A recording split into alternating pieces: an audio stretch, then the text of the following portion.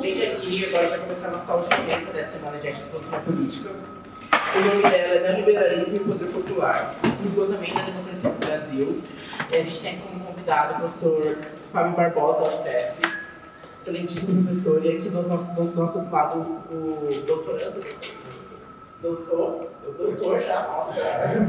O doutor Henrique Cardoso, gente. E Costa, perdão. Cardoso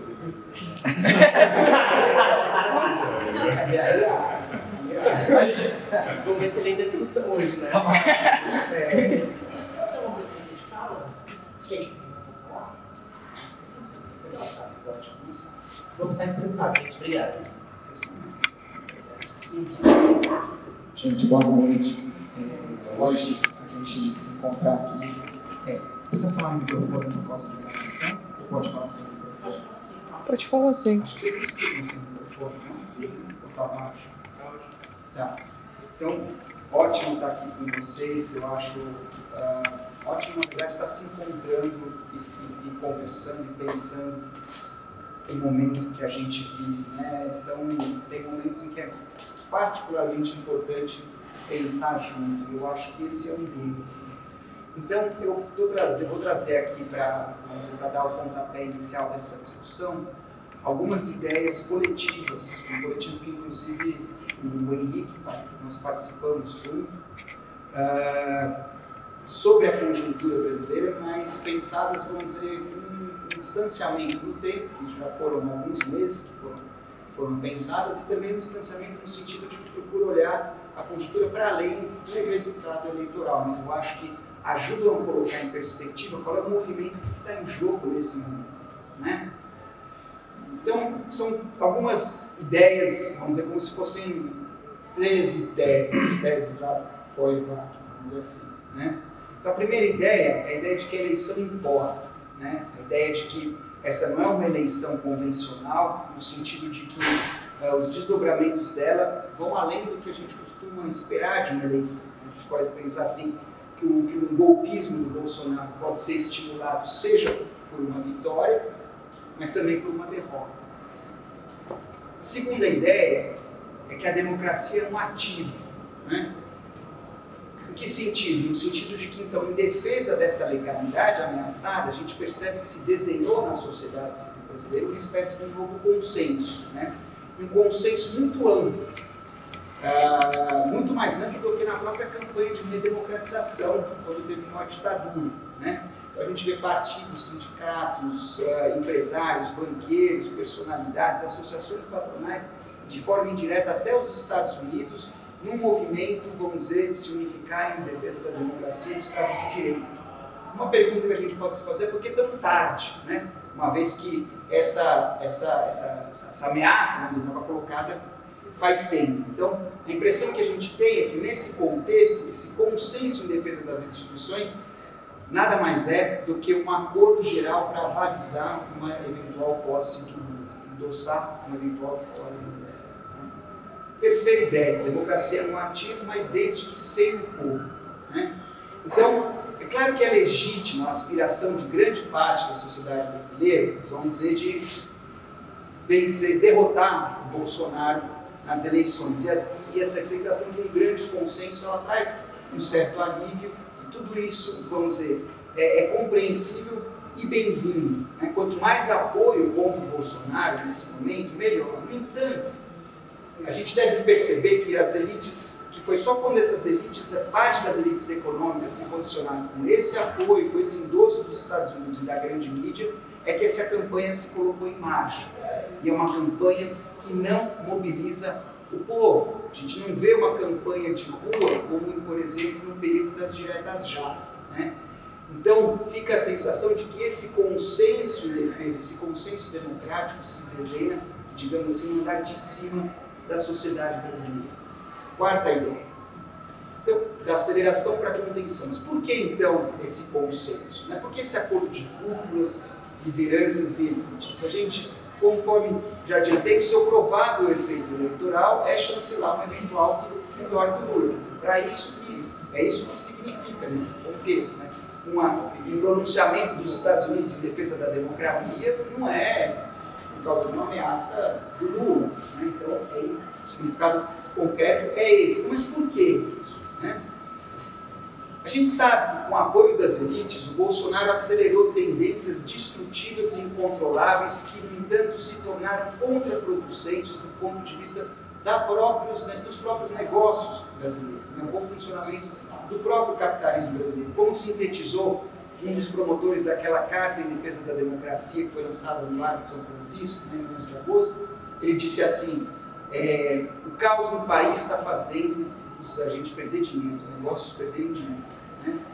Então, será que em nome da defesa, será que em nome do combate ao golpismo não tem uma tentativa de suspender essa dinâmica autoritária, nem que seja provisoriamente? Né? Será que por trás desse novo consenso não tem uma nova tentativa, digamos assim, de contenção da crise brasileira? A gente pensar que o bolsonarismo é uma aceleração da crise, uma tentativa de contenção dessa crise. A quinta ideia, mas quem vai pagar por esse novo consenso? Porque, assim, essa amplitude do novo consenso, que na superfície parece ser a sua fortaleza, ela é também a sua debilidade, porque é o que vai se perceber no dia seguinte numa eventual vitória eleitoral. Né? Pensa, vamos supor, Segunda Guerra Mundial, né? Acabou o nazismo, que era aquele consenso contra o nazismo. Né? Então, diante da devastação em curso, é possível que medidas, aquelas que caracterizavam, por exemplo, isso, tenham até um efeito importante, porque a crise a situação é tão difícil, né, que pode até trazer um certo alívio, mas nada no contexto internacional indica que as condições que permitiram uma espécie, vamos dizer, de ganha-ganha, pactuação, né, o êxito do módulo lista de regulação do conflito social vão se recolocar. Desde a questão da crise internacional, não vai haver, nada indica um outro boom das commodities, até as tensões internas, né, que só estão se aguçando aqui no Brasil. Portanto, daí então um mal-estar, né, diante de uma sensação de que a gente vive uma espécie de pragmatismo irreal. Né? Por quê? Um pragmatismo irreal no sentido de que a gente não se coloca o que é necessário fazer diante da realidade de uma crise que não vai se resolver nas horas, né? E aí fica a pergunta: quem vai pagar diante da diferença diante dessa crise? A sexta ideia é a ideia de uma trégua, né? Então, do ponto de vista das elites, esse novo consenso ele pode ser interpretado como uma espécie de um reposicionamento tático pacificador, né? Uma sinalização em favor de uma política conciliadora que busque remediar esse mal-estar imediato. Né? Mas esse acordo, a gente não deve se iludir, no sentido de que ele não significa uma volta à nova república. Ela parece ser antes um tempo para se reordenar. Parece que alguma coisa se prepara. Então, esse retorno da contenção lulista pode ser um passo atrás de uma classe dominante que se organiza para dar 2 passos à frente. Em que direção? Na direção de uma saída da nova república. Né? Então, no fundo, pode ser, provavelmente, uma antessala de novas batalhas. Né? Então, o novo consenso parece ser uma trégua para retomar uma guerra inevitável. O que é essa guerra? O sétimo ponto, guerra cotidiana. Né? A dinâmica da guerra, ela é produzida pelas próprias formas de reprodução da vida brasileira. Né? Então tem uma guerra dos de cima contra os de baixo, uma guerra do Estado contra os pretos pobres. Mas, acima de tudo, tem uma dinâmica concorrencial. A guerra está na dinâmica concorrencial do mundo do trabalho. Quem tem trabalho está lutando com um colega que é também um concorrente. Quem está dentro, concorrendo quem está fora. Quem está fora, quem está dentro, e assim por diante. Né? Uma dinâmica que é encenada espetacularmente nos Big Brothers, nos reality shows, em que, se não tiver paredão, não tem espetáculo. Né? A dinâmica da concorrência e da exclusão. É daí que emana essa sociabilidade, digamos, de todos contra todos, né? A ideia de tô na luta. Né? A guerra ela não é votada, não importa quem vencer, ela vai continuar. Né? Então, a pergunta que a gente se faz é quais vão ser as formas políticas dessa dinâmica. Né? Que corpos políticos se enfrentarão nessa guerra no próximo? 8º ponto. E aí a gente se defronta com 2 mundos que se ignoram. Né? Para as maiorias que vivem tem essa guerra, a democracia parece um assunto dos de si, né? Um assunto, digamos assim, do mundo dos brancos, né? E vice-versa. São dois mundos que se mobilizam, mas que se ignoram. Nesse mundo ignorado pelos de cima, o imaginário social é um campo de batalha, né? Um campo de batalha política. E desse campo de batalha a gente vê policiais e pastores que se percebem como defensores da pátria, né? Defensores, último bastião de uma luta do bem contra o mal, enquanto os cristãos se entregam numa guerra pela eternidade para redimir o mundo da corrupção e dos males que um dia vão desaparecer, né? Então, esses desejos, eles existem para além da necessidade de sobrevivência material. Abraçar esses desejos que mobilizam a imaginação popular parece que tem sido uma das chaves do sucesso da extrema-direita, né? Então, nono ponto, a ideia de uma guerra pela eternidade. Então, o que eu estou dizendo é assim, a gente, como se a gente observasse, vamos dizer, duas correntes diferentes, paralelas, que pouco se vê. Então, de um lado, a gente vê uma movimentação assim, com baixa densidade popular, né, que é essa campanha em defesa da legalidade, da democracia, que está ancorada na conciliação. Do outro lado, a gente vê um rio caudaloso que metaboliza as eleições, uma mobilização política que enche as ruas em marchas para Jesus, em 7 de setembro e outros eventos em que a mudança virá pela salvação, né? A salvação como um desfecho de uma guerra, né? Então, à margem dos liberais e dos progressistas que estão nesse momento se dando a mão, né, nessa eleição, né, provavelmente esse campo caudaloso, popular, que vai acontecendo à margem da disputa eleitoral, inclusive, né? Então, para eles, talvez a disputa eleitoral, uma eventual vitória do Lula, pode ser uma derrota numa batalha, mas não é a guerra, né? E a guerra deles, eventualmente, eles também se preparam para uma guerra inevitável, mas a guerra deles é uma guerra contra os dois, contra a esquerda e contra os liberais, contra isso. O futuro desse presente, né?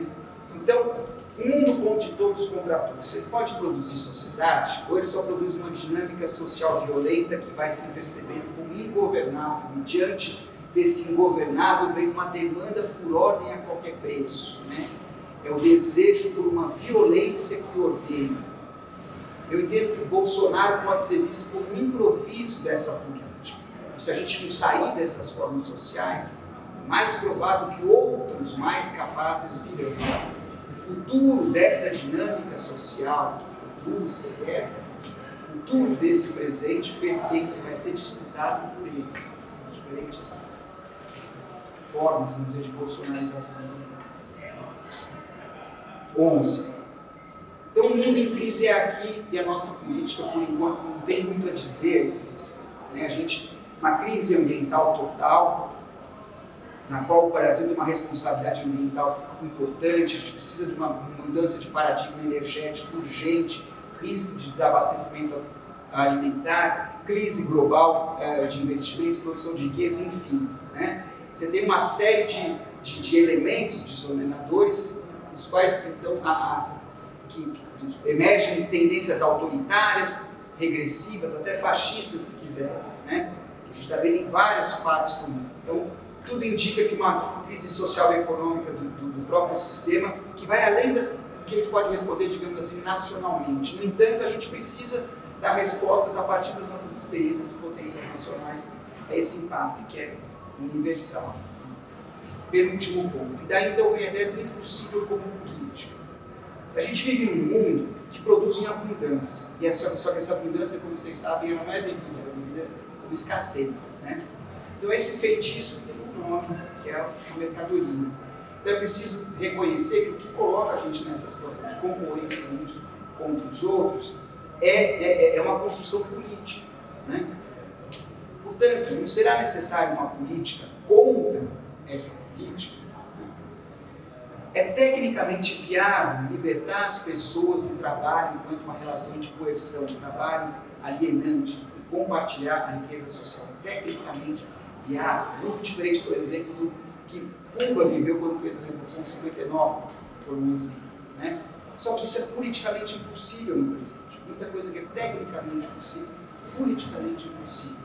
E, no entanto, então, será que essa política não precisa se tornar possível? Não é essa política do impossível que a gente precisa fazer?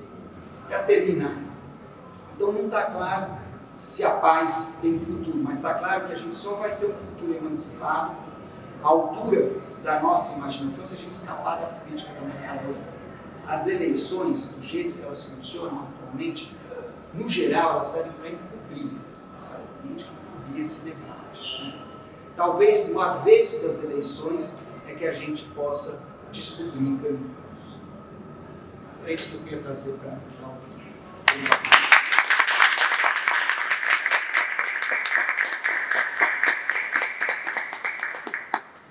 muito obrigado pela fala. Precisa, gente. Vamos lá.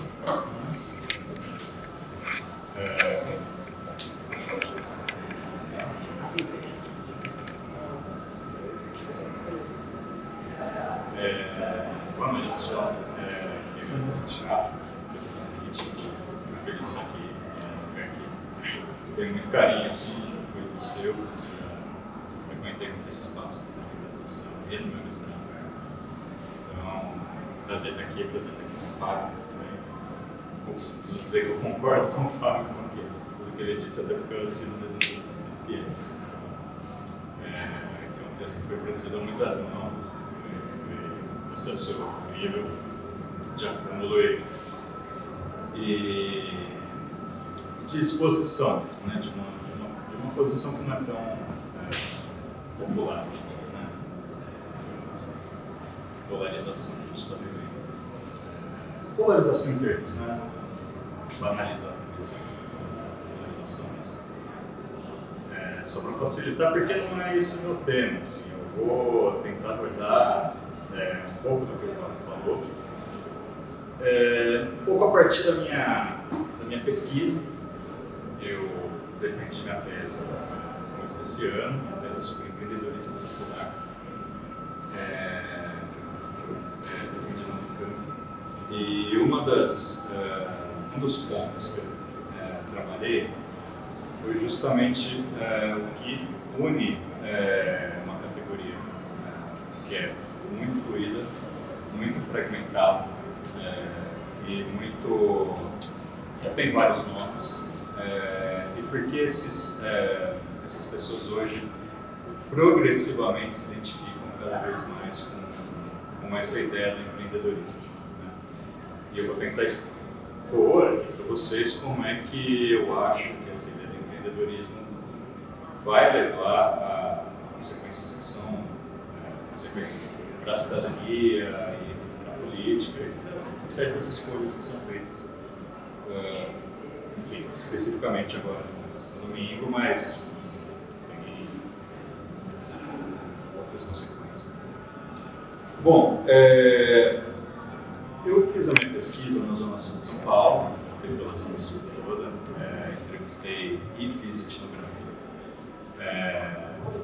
Combate com Grajaú, Campo Limpo, Campo Redondo, Interlagos, pesquisa de 4 anos, né? Entrevistei mais de 40 pessoas, tentando entender. Esse era um tema que estava, quando eu comecei meu doutorado, ele estava muito nascente, ele já começava a chamar muita atenção, essa ideia de empreendedorismo já começava a aparecer em todo lugar, assim, os políticos falavam disso, mídia.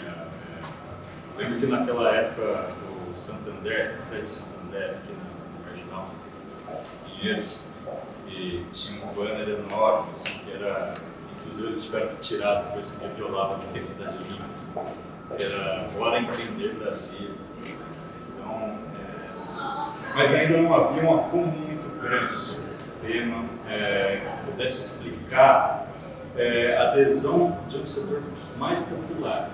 Assim, então, a ideia de empreendedorismo isso é a essência do capitalismo, né? Não é nenhuma grande novidade. O Peter falou sobre isso, aquela ideia do empreendedor, o cara que inova, né? O cara que cria uma coisa nova, ele não necessariamente é o dono do negócio, mas ele, né, ele revoluciona, ele é disruptivo. Então, isso que os jovens hoje estão, principalmente nas faculdades privadas que eu estudei no meu mestrado, estão buscando, né, acreditam que podem alcançar, né, abrir uma startup, um negócio, criar um aplicativo disruptivo e tal, e se aposentar com 20 anos. Sobre todo mundo, né, mas não muito poucos. Assim. Então, fui para lá, fui para a Zona Sul para tentar entender o que estava acontecendo. Como meu mestrado foi em ciência política, eu tenho, né, familiaridade nesse tema. Então, tentei unir as duas coisas. Então, assim, eu tentei estabelecer dois eixos da minha tese. Um que partia do princípio de que o empreendedorismo ele é tão atraente porque ele representa uma utopia de liberdade, de autonomia. Pessoas que vivem em situações mais ou menos precárias, mas completamente precárias. Eu chamo na minha tese de pobres, mas não tão pobres. Né? Pessoas que têm uma situação relativamente estável, mas que, né, são viradores, né, trabalhadores por conta própria, não são especificamente empreendedores, não se consideram assim, mas estão tendo que se virar, basicamente. Eventualmente estão no trabalho carteira assinada, e aí sai desse trabalho, vai para outro, né? É muito fluido. Assim. Essas pessoas estão vivendo vidas muito instáveis, assim, né? Então, vou dar um exemplo para você. Então, tem uma entrevistada, uma interlocutora minha, que ela vinha trabalhando de empregada doméstica, e ela foi por muito tempo gerente de um restaurante. Ela era carteira assinada, né? Tinha começado de baixo, conseguiu subir de cargo, e ela teve um filho pequeno, começou a demandar demais. O marido também. O marido era cabeleireiro, também entrevistei na pesquisa. Os dois estavam fora de casa, como a gente na sociedade paterna. Ela abriu mão do trabalho dela para poder ficar com o filho. Então, qual foi o raciocínio? Então, eu estou no trabalho que ele me paga regularmente, onde eu tenho direitos trabalhistas e tudo mais, mas isso me rouba tempo. Eu não consigo viver a minha vida como eu gostaria de viver. Eu não consigo estar como eu gostaria de estar. Né? Então, eu abri mão e fomentou ideias, negócio próprio e tudo mais. O marido já tinha um negócio próprio, né? Tinha um salão de cabeleireiro. Situações como essa, elas são muito comuns, mas elas não são comuns só porque existe uma utopia de liberdade nessa questão do empreendedorismo. Porque eu não estou dizendo que é verdadeiro. Obviamente tem um caráter ideológico profundo, mas também porque as pessoas estão de saco cheio delas, frequentemente. Então, pegar outro exemplo, tinha um cara que era segurança particular, trabalhava de vigia, de madrugada e tal, também carteira assinada, mas era um trabalho muito exaustivo, muito estafante também, que roubava praticamente todo o tempo dele. As pessoas trabalham demais, assim. E essas pessoas querem trabalhar menos. O objetivo das pessoas é onde eu posso estar, onde eu seja menos exaurido, assim, onde a minha vida se esvai, não se esvai. Então,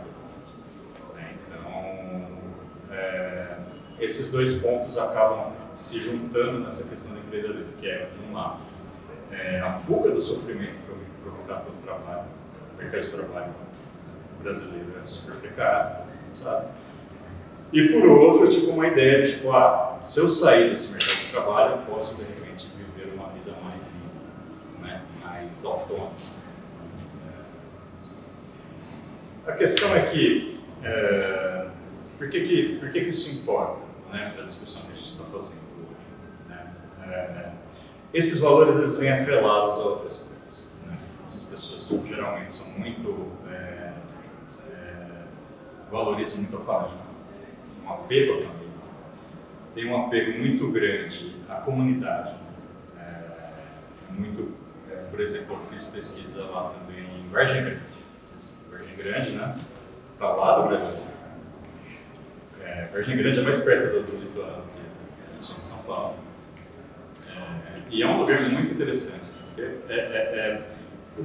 as pessoas saem muito pouco da região, né? Dificilmente elas vêm para o centro, da Zona Oeste. Então ali se forma uma coisa muito próxima de uma comunidade, né? Todo mundo se conhece, todos os comerciantes, eu fui lá na Rua de Comércio, na Rua das Palmeiras, que é a principal rua de comércio. Tem um monte de gente, as pessoas se conhecem, um vai no comércio do outro, né? Então eles se ajudam muito, né?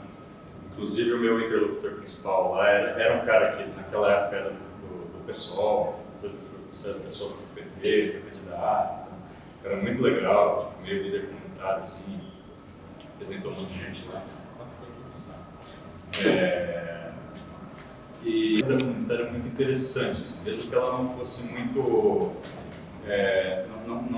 não estivesse assentada em padrões de conforto que a gente está acostumado, mas possível. Então, são valores que essas pessoas preservam, entre outras coisas, porque família. Família é algo que, se você é pobre, você perde seu emprego, por exemplo, a quem você recorre? Né? Então, geralmente a sua família que está ali para te dar algum tipo de suporte. Então, outro exemplo, tem uma evangélica que eu entrevistei que ela sofre muito com a família, as filhas fazem ela cuidar dos netos, e ela já trabalha pra cacete, sempre muito exaurido, também quer ter um negócio próprio, então, mas ela não consegue abrir mão. O marido, ela tem um casamento muito infeliz, não consegue abrir mão disso, porque no momento em que ela abrir mão disso, o que ela vai ter? O que ela vai pôr? Por nada. Então,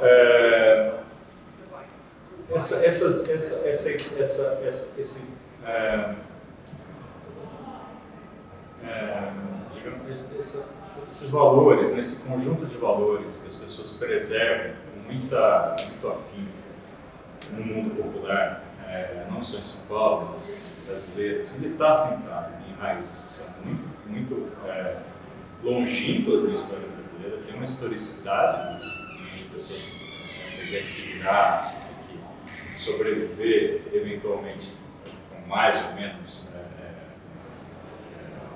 posses, mas enfim, sempre batalhando, né? Essa ideia da batalha, né? Com a ideia da batalha. O Jesse Souza falava dos batalhadores lá atrás, né? Falava que eu pessoalmente não gosto, mas as pessoas usam muito esse tema, essa ideia da batalha, e se orgulham disso. Entra numa ideia de meritocracia, na qual eu tentei, na verdade, desvencilhar isso. O que a gente costuma entender por meritocracia hoje, né? Que virou meio que um lugar comum, naquela coisa, né? Você que é mentirosa, que é baseada numa mentira, e tal, como se todo mundo partisse do mesmo ponto de largada e fosse ter as mesmas chances. A ideia de mérito para essas pessoas não é isso. A ideia de mérito para elas é assentado no trabalho duro. Pessoas que trabalham, pessoas sentem muito orgulho de trabalhar muito, de acordar muito cedo, de chegar muito tarde e de dormir pouco. Não vou fazer julgamento, certo? As pessoas acham isso. Então essa é a ideia do mérito para elas. Então assim, quem consegue é aquela que trabalha. O trabalho, ele é fruto, ele tem que ser fruto não só de rendimento, mas tem que ser fruto, tem que ser fruto desse tipo de esforço quase na ideia do Weber.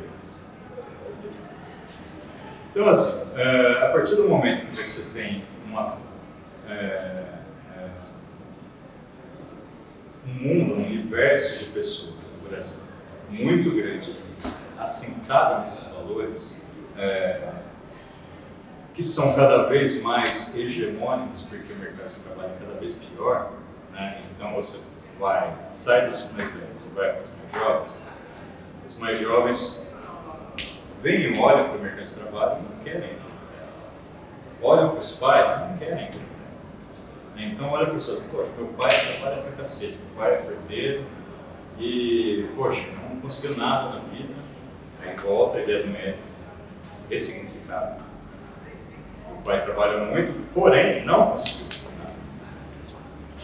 Então não é isso que eu quero para mim, eu quero outra coisa, certo? Eu quero outra coisa, como é que eu vou conseguir essa outra coisa? Pelo empreendedorismo. Então quando você vê as pontas, você consegue juntar as pontas aqui, você vai cair no mesmo lugar. Que é uma ideia de que pela autonomia, trabalhar sem patrão, então trabalhar sem patrão é diferente de ser patrão, são detalhes. Então, isso é tão verdade que o próprio Lula hoje admite isso. Né? Então, você pegar o Lula no Flow, o Flow falou exatamente essa frase: ninguém quer ter patrão, quem quer ter? Então, ele mesmo já absorveu isso. É um problema ele absorver isso, porque toda a sociologia do trabalho no Brasil é absolutamente contra a ideia de empreendedorismo. Que entende a ideia de empreendedorismo como precariedade, como precarização disfarçada. Eu não discordo disso, mas eu também não posso dizer que as pessoas estão erradas de querer isso, porque as pessoas têm direito de sonhar com alguma coisa. E sonhar em ter patrão não é sonho de ninguém. Né? Então, meu sonho é trabalhar para. Não é. Então, assim, isso já foi parte absorvida também pela própria campanha do Lula. Mesmo com a contrariedade assim, de muitos intelectuais e de outros próprios sindicatos o apoio. Bom, tudo isso para dizer assim, você tem um espaço de experiência de coisa. Você tem um espaço de experiência popular, está muito assentado nesses valores. E o que se coloca hoje é um rompimento, uma espécie de tentativa de rompimento com esse espaço de experiência. E essa tentativa de rompimento com esse espaço de experiência produz uma reação. E essa reação, na minha interpretação, não é exatamente bolsonarismo, mas está muito relacionado à ideia de que nós não queremos mais tem uma certa ideia de insubordinação, de não submissão. Isso eu diria que está explicitamente no projeto da Igreja Universal do Reino de Deus. Está explicitamente. As minhas interlocutoras da Igreja Universal sempre falam isso. Olha, o pastor me fala: você não nasceu para ser empregado de ninguém. Deus não quer isso para você. Então, se você enfim, é uma distante verdade, você tem que buscar não ser calma, ser cabeça. Esse termo é muito bíblico, né? Então, assim, o bolsonarismo, ele dialoga com esse tipo. Eu acho que quando o Bolsonaro ele tem essa adesão, tem esse apelo a um tipo de pessoa, um tipo de trabalhador brasileiro que não aguenta mais o seu trabalho. Um objetivo de liberdade. Isso implica em coisas como não quero pagar menos imposto, né? Se você quiser, estão mais ou menos associadas. Estou dizendo que isso está necessariamente bolsonarismo. Várias dessas pessoas que eu conheci, que foram minhas interlocutoras, eram lulistas, não petistas, lulistas. Né? mas isso está sentado basicamente no carisma do Lula. E o próprio Lula já entendeu que o carisma dele não é suficiente, que ele vai ter que adotar esse discurso também. Já adotou, na verdade. Então, assim, essa sociedade de empreendedores, onde você não tem classes mais rigidamente definidas, né? Então você, eu estava dizendo no começo, você tem um cara que trabalhou fixo e ele saiu do trabalho dele, tem a garota que se formou na universidade e, poxa, foi para o emprego, sofreu no emprego, uma garota que eu entrevistei que negra, trabalhou num banco, você se sentia discriminado, saiu do banco e abriu o próprio negócio.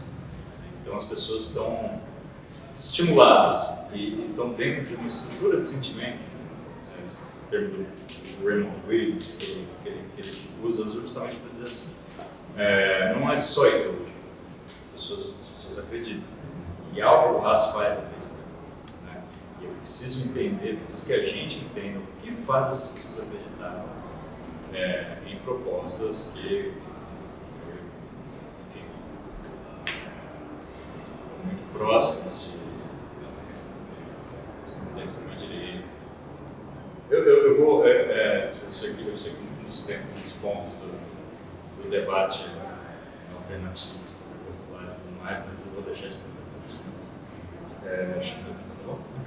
Então, agradeço.